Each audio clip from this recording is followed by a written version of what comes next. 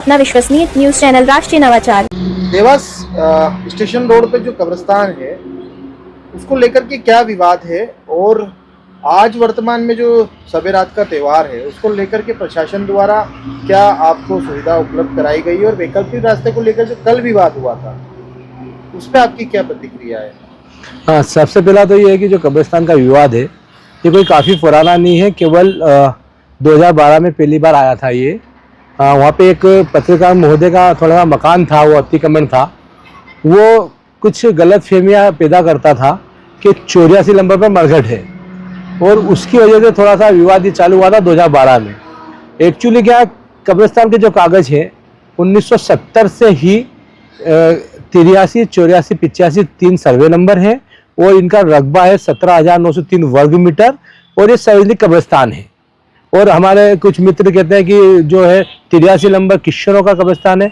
किश्तरों का कब्रिस्तान अलग ही है, वो है 82 नंबर है, और निजुल में जो है उसका सीट क्रमांक 21 है और भूखंड क्रमांक 5 है, वो अलग ही उनका पूरी बाउंड्री वाल बनी है।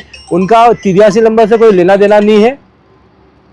मूल रूप से जो वो कब्रिस्तान है वो आप वहाँ के सेक्रेटरी हैं? जी हाँ, मैं शाकिर मंसूरी नाम है मेरा, मैं सेक्रेटरी हूँ, और मैं 2012 में से ही मैं देख रेख कर रहा हूँ इसकी। और विवाद से कोई स्थिति नहीं है, लेकिन वर्तमान में ना जाने क्यों कुछ ऐसा हुआ है, और वो जो 50 साल पहला जो हो चुकी है चीज़, कलेक्टर महोदय द्वारा जो तीनों सर्वे नंबर को मिलाकर एक 17,903 वर्ग मीटर जमीन जो सार्वजनिक कब्रिस्तान को दी और प्रबंधक नगर निगम को बनाया, मेरे भाइयों को समझ नहीं पड़ रही है कि वो क्यों 84 पे बार बार दावा कर रहा है। जो वैकल्पिक रास्ता था उसको लेकर के आपकी क्या प्रतिक्रिया? नहीं, वो बहुत गलत था। प्रशासन का जो स्टैंड था वो बहुत गलत था। वो हिंदू बहुल्य इलाका है, मतलब वहाँ सामने ज्ञानपीठ मंदिर है, और वहाँ पे से कब्रिस्तान में मैयत ले जाना उचित नहीं था। और उन लोगों ने बहुत शानदार काम करा, हिंदू संगठनों ने, कि नहीं भाई, जो रास्ता नहीं है आप क्यों दे रहे हो, जो रास्ता हो तो दे नहीं रहो। न्यायालय का आदेश का भी पालन नहीं करा रहे हो। भोपाल ट्रिब्यूनल कोर्ट का आदेश है कि मुख्य द्वार खोला जाए और ये इनकी समाज को अपना त्यौहार मनाने दिया जाए, तो आप मुख्य द्वार तो नहीं खोल रहे हो। केवल कुछ लोगों की वजह से, जिन लोगों के पास बिना आधार के कागज हैं, कोई कागज भी नहीं है उनके पास, और एक ऐसी जगह जो सारे हमारे हिंदू भाइयों रहते हैं, शांतिप्रिय भाई हिंदू वहाँ रहता है, और वहाँ पे आप जाके रास्ता खोल रहे हो, ये गलत बात थी। वो पार्षद ने बहुत बढ़िया करा, गहलोत भाई ने बहुत शानदार काम करा। आज की त्यौहार है जिसके चलते वैकल्पिक रास्ता कल दिया जा रहा था, आज क्या स्थिति है? और आप क्योंकि सेक्रेटरी हैं कब्रिस्तान के, तो आपने क्या? नहीं, वो हम पूरा प्रशासन के साथ हैं।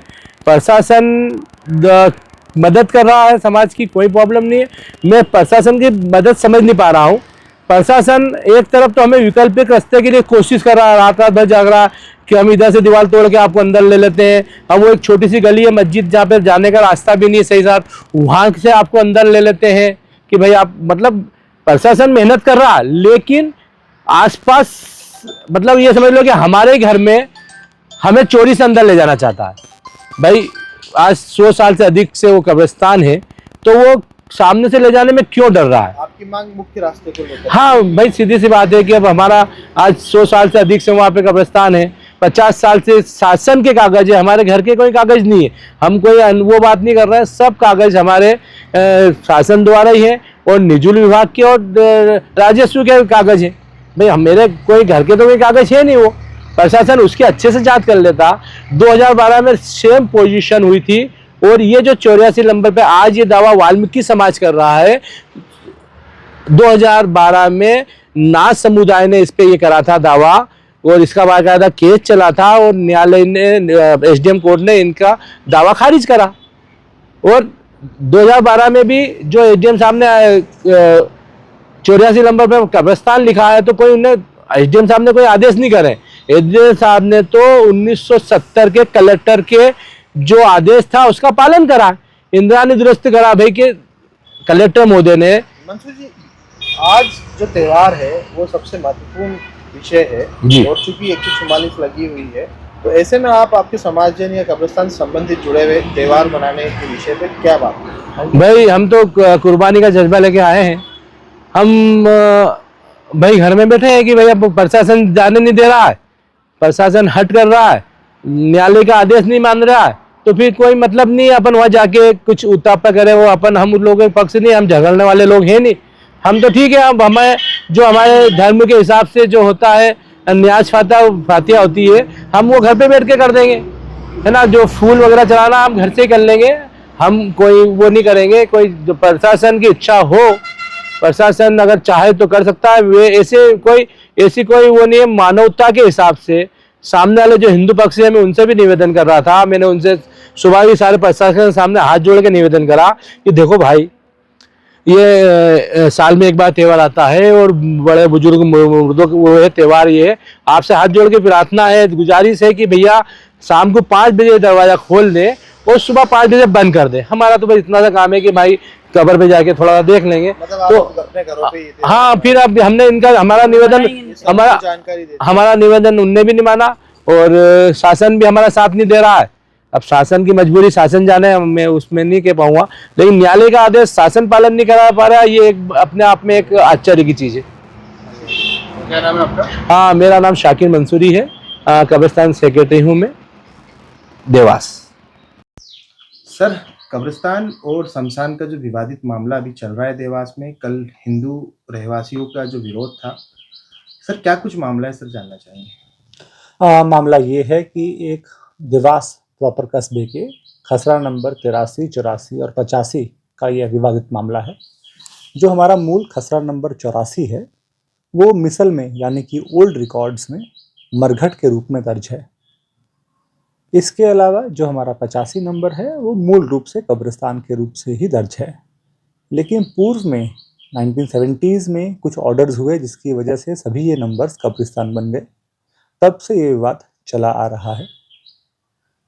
पिछले साल से भी ये विवाद गहराया था जब कुछ शव आए थे कब्रिस्तान के लिए, तब भी समझाइश दी गई दोनों पक्षों को। अब जब यह मुस्लिम एक त्यौहार शब बारात होता है, उसके दौरान जब ये मामला गरमाया, तब लॉ एंड ऑर्डर को मेंटेन करने के लिए और शांति व्यवस्था को बनाए रखने के लिए धारा 144 लगाई गई, ताकि उस विवादित स्थल के 100 मीटर के दायरे में किसी भी प्रकार का जमावड़ा ना हो। इसके अलावा हमारे मुस्लिम भाई शांति से ये त्यौहार भी मना सकें, उसके लिए कुछ वैकल्पिक मार्ग भी तलाशने का प्रयास लगातार किया जा रहा है। जैसे कि एक मार्ग मस्जिद से होकर गुजरता है, वह भी मुस्लिम भाइयों को दर्शाया गया। इसके अलावा कुछ एक और वैकल्पिक मार्ग हम तलाश रहे थे, जिसके संदर्भ में कल कुछ विरोध भी हुआ, जिसमें कुछ पोस्टर्स भी लगे थे। हालांकि प्रशासन और पुलिस की समझाइश के बाद उन सभी को शांत किया गया। पोस्टर्स भी सभी दोपहर तक निकाल दिए गए थे। इसके अलावा अभी शांति कायम है, लेकिन तब भी धारा 144 लगी हुई है और लॉ एंड ऑर्डर मेंटेन करने के लिए हमारे मजिस्ट्रेट्स की ड्यूटी और पुलिस का बल वहां पर मुस्तैदी से तैनात है। सर, ये जो कल विवादित मार्ग वाली विषय था, क्या उनको वैकल्पिक रास्ता दिया जाएगा या फिर अभी उसको खत्म कर दिया गया? जैसा कि हम कह रहे हैं कि दोनों पक्षों से लगातार बातचीत चल रही है। शब बारात बनाने के लिए जो कुछ वैकल्पिक मार्ग हैं वो ऑलरेडी मौजूद हैं। इसके अलावा भविष्य में भी इस प्रकार से प्रयास करते रहेंगे कि आने वाले टाइम में कोई शव आता है तो उसको कहाँ से रास्ता दिया जाएगा। बट जो हमारा प्रशासन का जो मूल उद्देश्य है वो यही है कि दोनों पक्षों में शांति बनी रहे। सर, सबे रात जो इनका त्यौहार है, माने तो पहली बार ये त्यौहार नहीं मनाएंगे ऐसी बात सामने आई है। वो प्रशासन की जो व्यवस्था है उसको सहयोग कर रहे हैं सर। हालांकि जैसा कि बताया कि मस्जिद के माध्यम से एक रास्ता मौजूद है और हम आज भी प्रयास कर रहे हैं कि दोनों पक्ष शांतिपूर्ण तरीके से इसके आगे बढ़ें और ये त्यौहार अच्छे से मनाया जाए। सर, न्यायालय की दृष्टि में जो वास्तविक रास्ता है उसको क्यों नहीं खोला जा रहा है सर? जैसा कि बताया कि सबसे बड़ा अभी वर्तमान में प्रशासन और पुलिस का यही उद्देश्य है कि लॉ एंड ऑर्डर बना रहे। इसी के लिए धारा 144 अभी लगाई गई है। ठीक है सर।